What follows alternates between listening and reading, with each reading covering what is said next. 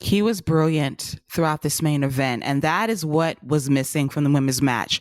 A story that would hook you emotionally, a story that will make you care, a story that's going to pay dividends months from now. And we've been waiting for this story with Sami and the Bloodline to unfold. And what's so great about the storyline is the fact it can go in a number of directions, and either direction they go in will work for me. And when Jay accidentally, air quote, kicked Sami, that was a moment. Jimmy was like, "What are you doing?" Almost got into it with his brother, but they went back and focused on Butch and the rest of the Brawling Brutes. But then we get the showdown between Roman Reigns and Kevin Owens. Beforehand, Solo puts Drew McIntyre through a table with a spinning solo. Love that.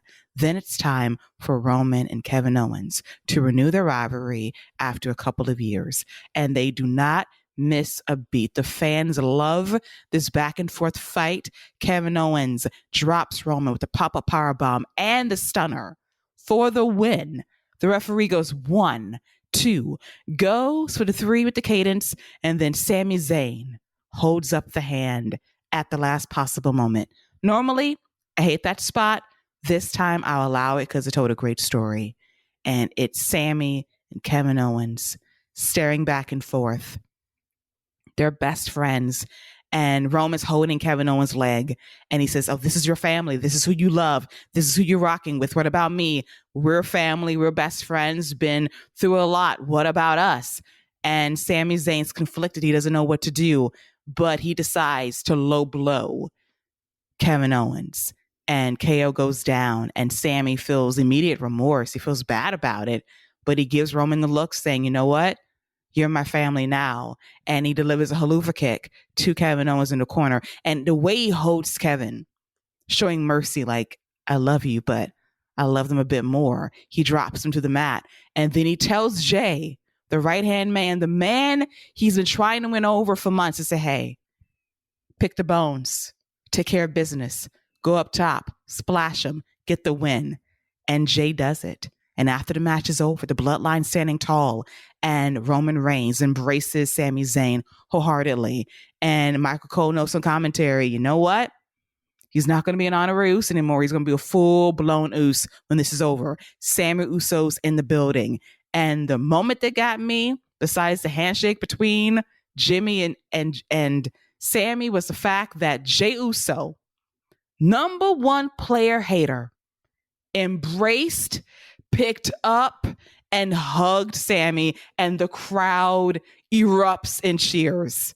This is a heel faction, but they love this goddamn story, and so do I. I loved it. Sami rips off the shirt, but you can still sense, despite everything he just did, he feels remorse about hurting his best friend, because now he's in the clique. He's a part of the cool club, and it's too good to resist. And we know one day very soon, the other shoe is going to drop, and that is when the real story begins. Yeah, it was a great finish to the match. Really good. It's just the whole dynamic, though, is very interesting, because you've now essentially, the Bloodline has essentially destroyed the top 5 baby faces on the roster. You can say Sami Zayn's a baby face, but right now at this moment, what do you do with Roman Reigns? Who do you even throw out there as a challenger? How can you possibly throw any one of these 5 out there? Why would I want to see? I mean, I get what they did with Kevin Owens, and they showed him essentially again having another visual victory over him, but he just lost. Like you just had the biggest baby faces you have all just got beat down pretty handily by the top group in the company. So it's like, where do you go from here? I guess Kevin Owens, but that's somebody you really gotta save that. Like I guess you do it for the Royal Rumble. They had a match at the Royal. I think it was at the Royal Rumble. They had a match as well, so you could do it there. But I wonder about what you do when you take out your entire babyface roster. When you had Sami right there to take the loss, like Sami could have taken the loss, but now with him fully enshrined in the group, I wonder, and nobody, like, love, nothing but love everywhere. I wonder if now Roman's like, all right, Jay, take Sami out. And Jay's like, what? Nah. And now that's the story of Jay being conflicted. And then what if the whole end game is everyone turns on Roman and Roman's the head of the table, but no one sits at the table anymore? Because if they all leave, then what's Roman going to do? So, like, there's so many different avenues and places you can take this. I'm on board with Kevin Owens taking the title off of, like, Sami Zayn staying with the group and Kevin Owens just be like, you know what, screw all of you. I'm just going through everyone. Like, I love that I have no idea where this story's going. It's very unpredictable. And Kevin Owens is probably my Teflon Don in WWE, that he can survive this. He still has not been pinned by Roman Reigns. Jay picked up the scraps last night because of Sami Zayn. He had another visual pinfall over Roman Reigns. It's in the ultimate message, I got next. And he's the one that can cut a promo, tell the story to explain this betrayal of his best friend and how they can delve into rebuilding that friendship months from now. And they can do something at the Royal Rumble, but better yet, you can do something in Montreal for Elimination Chamber. You don't have to have Roman in a chamber match.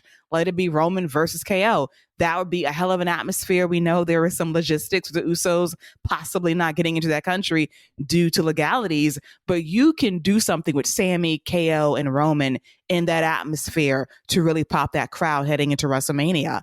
And I know that Triple H might have some ideas baked in for maybe The Rock or Cody Rhodes, but in this situation right now, I think there is so much equity and there is so much overness with Sami Zayn that you can't resist going all the way with either guy at this point. This is the story I would lean into heading into WrestleMania. A guy who is over when he's not even there. He generates chance and he's not physically present. That's power. That's somebody being over that can really move things for this company in the proper direction. And it's all organic. And I hope they lean into that and don't just think about, let's see what we can do structurally for WrestleMania. Think about what you can do in the moment. This guy and Sami Zayn and Kevin Owens are over right now. And either scenario works for me because it's going to result in somebody being over and possibly beating Roman Reigns for the first time in well over 2 years. I think you could even have Kevin Owens and Sami Zayn main event that entire pay-per-view, to be honest with you. Like, you could open with the Elimination Chamber and the crowd will, if you put them two in the main event, the crowd will absolutely elevate that entire match. And that way you don't even have to have Roman defend the title on that show, but he can still be a part of the show. The Bloodline can still be a part of the show, and you can still have a main event worthy match. And again, and that could be if you do Kevin Owens versus Roman Reigns. Because if you do that, you have to have two titles at that point. There has to be two separate titles because Cody Rhodes is winning the Royal Rumble. That's happening. That's book it, book your flights, do all that's happening.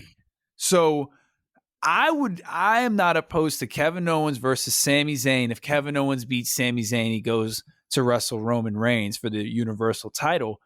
I'm cool with that. I think that works. You give them a huge main event in Montreal for the Elimination Chamber. I'm cool with that. I like that. I think that's dope. And it's Roman's not on the pay-per-view. You can have them main event. The crowd will be with it. They're going to absolutely be on fire for that match. So if you do it like that, that's cool. But Cody's winning the Rumble. So you got to figure something else out if we're going to do KO, which you could do. Or maybe Roman has to defend the titles on night 1 and night 2. Possibly. And Cody's definitely winning the Rumble. We don't doubt it for a second. But in the back of my mind, I feel like we need to do Seth versus Cody for a championship. Maybe Seth steals the championship heading into WrestleMania. Hey. I don't know how he will do it. But to me, it's the rare case of 4 matches hitting differently every single time. And that's a fallback too. There's money in Cody versus Seth part 4. There is money versus Roman and or Sami Zayn or Kevin Owens at WrestleMania. There is equity there that I would buy into because it's organic and it perfectly makes sense. And what's great about this road to WrestleMania is that it can go in any direction and it's not going to be a bad direction. It's all about who's got the hot hand and who you're going to go with and how you're going to make it make sense at the end of the day. And then that's the thing, you know, and Sammy's hot right now. Now I'm not saying they're going to cool off, but you know, when Cody does come, like, and I know we're talking about what's going to happen, you know, months at a time, months away, but when Cody comes back, like that is going to change the dynamic of things as far as reactions and just how people, you know, are going to and what they're going to want. So I do think we kind of need to see how things look with all the chips on the table, because that's going to be very telling. Like it's just hard for me to picture WrestleMania without Cody in the main event. But but you just laid out the reactions that guys like Sami and KO are getting. It's like, I mean, and you've laid out the other scenario of them being in the tag scene and winning the tag title. So there's so many things you could do, but there's certain things that we know are penciled in. You know, Roman in the main event, Cody in the main event. That's penciled in. So it's just, how do you fit all the other pieces in there? It's interesting. I wish this show would have been better getting there. Agreed, because you have one big storyline in WWE that's clicking, and that's why sometimes it's best to have one War Games match to tell one really strong story. It's a great umbrella story. I feel for the babyface team outside of Kevin Owens. I think Sheamus will be okay. He'll bounce back with Gunther eventually. Drew McIntyre, I pray for him, because you got Karrion Kross still most likely, and just, you know, I feel bad for Drew because he deserves so much better. He really does.